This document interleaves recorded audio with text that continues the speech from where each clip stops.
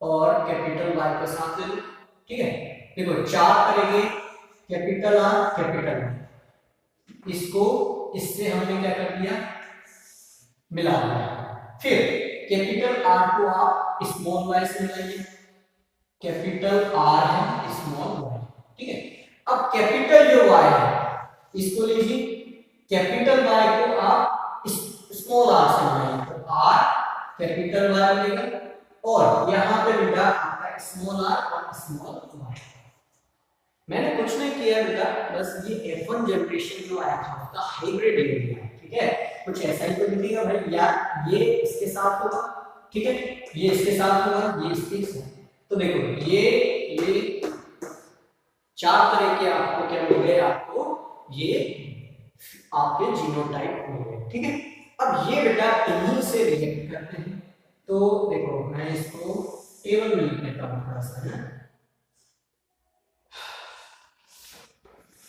ये जो 4 है, ठीक है, ये इसी से रिलेट करेंगे, तो यहाँ पे भी मैं आर वाई ये का ये लिख लेता हूँ, और ये capital R small Y, small R capital Y, और स्मॉल आर स्मॉल वाई, ठीक है।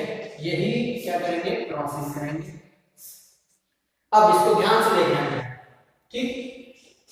ये वाला जो आपका जीनोटाइप है वो इससे रिएक्ट करेगा, फिर ये वाला इससे भी करेगा, ये वाला इससे भी करेगा, और ये इससे भी क्रॉस करेगा, चारों से करेगा। इसी तरह से ये वाला इससे करेगा, इससे करेगा, इससे करेगा, और इससे क्रॉसिंग करेगा। ये तो करवाते हुए बेटा देखो कैपिटल आर, देखो कैपिटल आर है, यहां भी दोनों जगह कैपिटल आर है और कैपिटल वाई। फिर नेक्स्ट दोनों जगह कैपिटल आर है, एक कैपिटल वाई है और एक स्मॉल वाई है, क्लियर। अब मैं बेटा टाइम की कमी के कारण लिखता जाता हूं जल्दी जल्दी। ये कैपिटल आर है बेटा, ये small R capital Y capital Y, ठीक है। कैपिटल आर है, स्मॉल आर है, कैपिटल वाई है, स्मॉल वाई है, ठीक है। ये capital R capital Y small Y, ठीक है।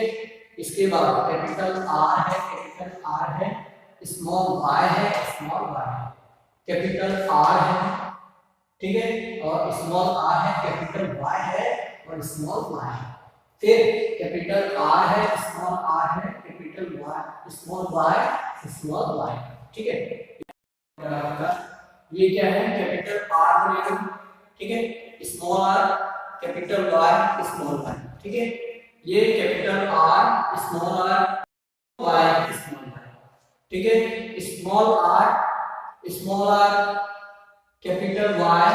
सो स्टूडेंट अब हम देखते हैं कि किस तरह से मेंडल ने हमारा क्या किया, डिहाइब्रिड फर्टिलाइजेशन किया, ठीक है। किस तरह से उसने दो डिफरेंट कैरेक्टरिस्टिक लिए और उनको आपस में कंबाइन किया, ठीक है।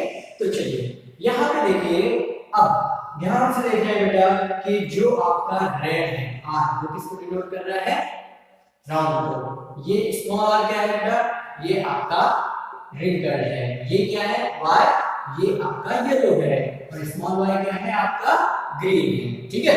चलिए अब आगे देखते हैं, इन दोनों के हमने क्या लिए बेटा, ये हाइब्रिड लिए, ठीक है, ये गैमेट्स लिए आर वाई, ये स्मॉल आर कैपिटल आर और small Y, small R capital Y, small R small Y. अब इनके बीच में हमने क्या देखिए, क्रॉसिंग करवा दी, क्या करवा दी, क्रॉसिंग। तो ये रिजल्ट हमारे पास आ गया, ठीक है।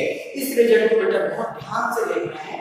देखिए ये जो आपके कैपिटल आर कैपिटल वाई, इसका मतलब कौन से सीन हुए, round and yellow, round and yellow. तो ये टोटल राउंड और येलो कितने हैं, चलिए काउंट करते हैं।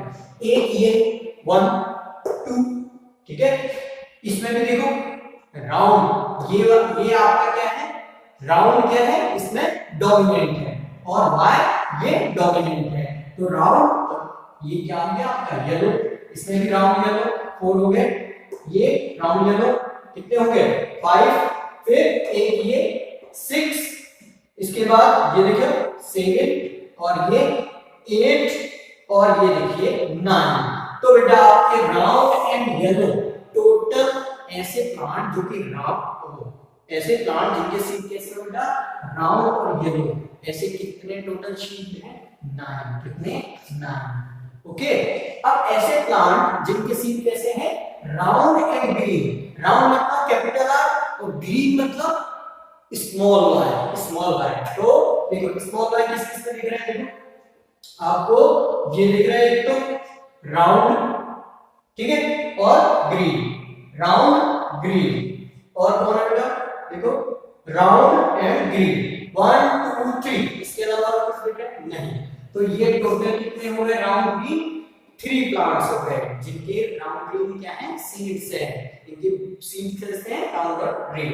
ठीक है, फिर हम रिंकल्ड और येलो देखते हैं। रिंकल्ड मतलब बेटा स्मॉल और येलो मतलब कैपिटल वाई, मतलब स्मॉल आर का मतलब है येलो, स्मॉल आर और कैपिटल वाई, 1 2 और 3, 1 2 3।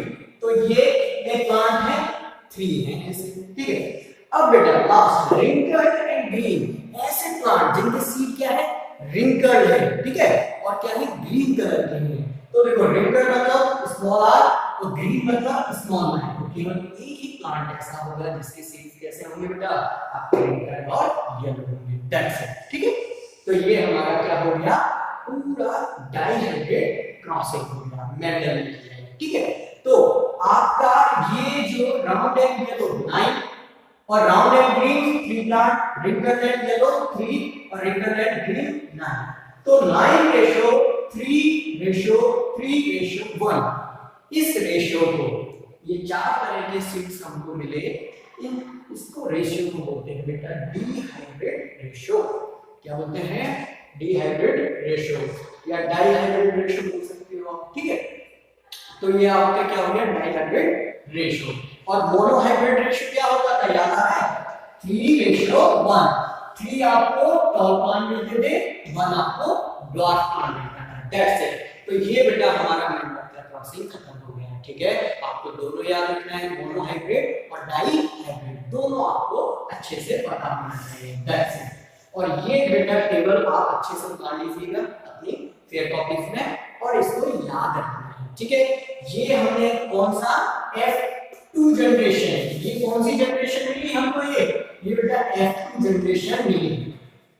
ठीक है, और किससे मिली, F1 जनरेशन की क्रॉसिंग से। ये बेटा F1 जनरेशन की जो रिजल्ट है वो क्या आता है, F1 में capital R small R capital R small R, that's it. ठीक है, ओके, चलिए अब हम आगे चलते हैं किस तरह से जीन काम करते हैं।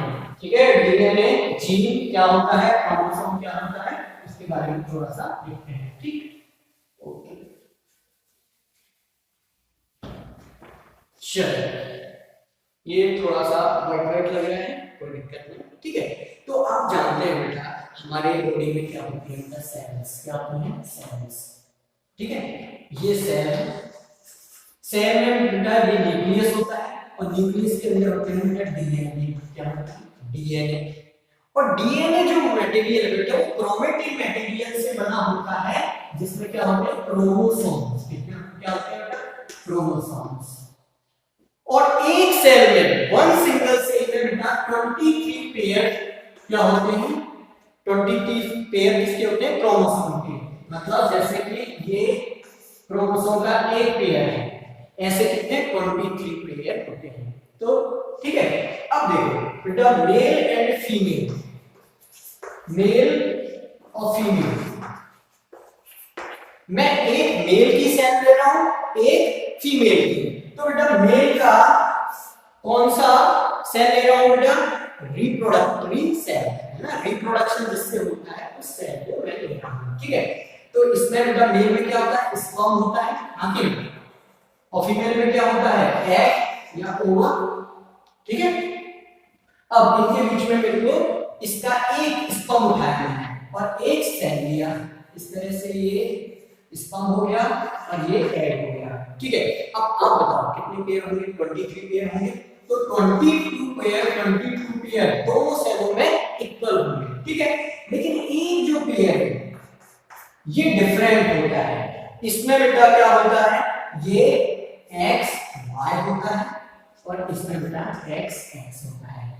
ये एक क्रोमोसोम, एक दूसरा क्रोमोसोम, तो इसमें X और Y दो क्रोमोसोम, और इसमें XX ये क्रोमोसोम का एक पेयर, इस तरह से होते हैं। क्लियर है ना? चलो अब मैं इसको बिठा रहा हूं।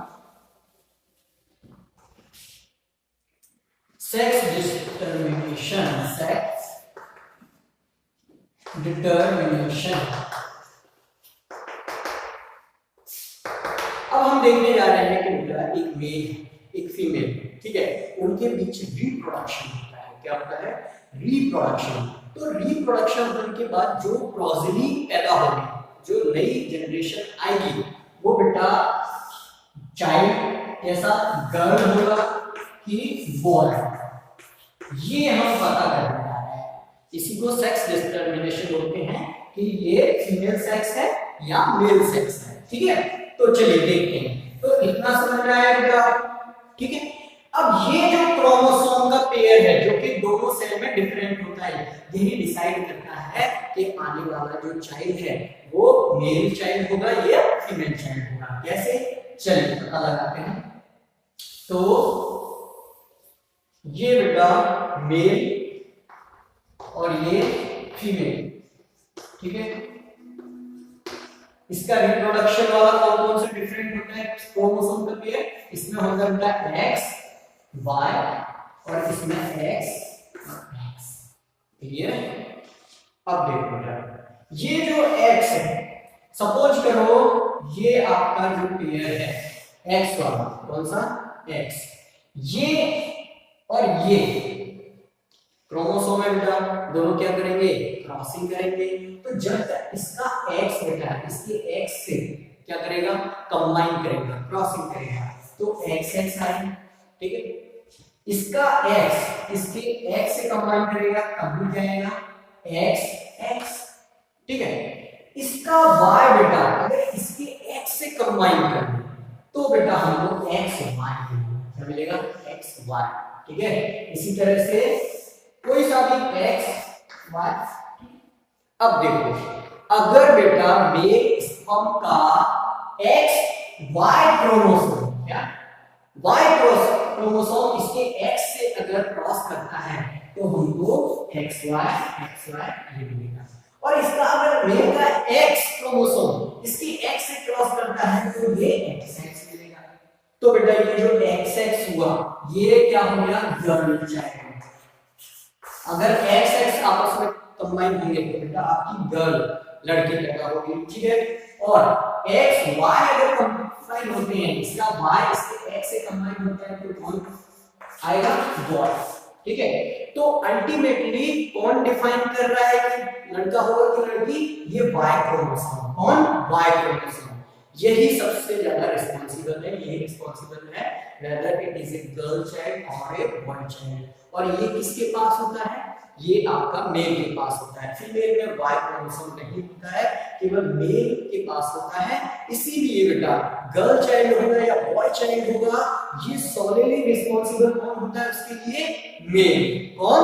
मेल। ठीक है, इसीलिए हमारी सोसाइटी में भी इस तरह की धारणा बनी हुई है कि मान लीजिए अगर लड़की पैदा होती है तो जो भी है, औरत है, फीमेल है, उसको रिस्पांसिबल माना जाता है, लेकिन वो गलत है बेटा, टोटली गलत है। वाकई में लड़का या लड़की होने के लिए कौन रिस्पांसिबल है? मेल।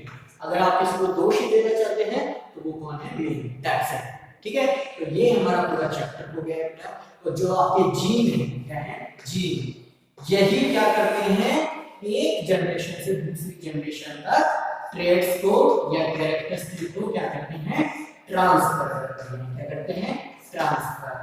तो ये बेटा हमारा पूरा चैप्टर हो गया है। हेरिडिटी इवोल्यूशन वाला पार्ट आपको हटा दिया इसी में, केवल आपको इतना करना है, बहुत अच्छे से करना है क्योंकि इसमें कुछ ज्यादा नहीं है। ठीक है, आपको केवल मेंडल का हाइब्रिड याद रखना है। कैरेक्टरिस्टिक्स क्या होते हैं, ट्रेड्स क्या होते हैं, कौन एक पीढ़ी से एक जनरेशन से दूसरी जनरेशन में कैरेक्टरिस्टिक को ट्रांसफर करता है, कौन सेक्स डिटरमिनेशन कौन करता है, कौन कितने क्रोमोसोम होते हैं। ठीक है, कौन सा क्रोमोसोम रिस्पांसिबल है कि गर्ल या बॉय चाइल्ड होगा। ठीक है, दैट्स इट। ये हमारा टोटल चैप्टर है। अगर आपको फिर भी कोई कंफ्यूजन रहता है, you can call me, message me, whatever you want to do. Okay, so that's it for today. This much only. Thank you very much.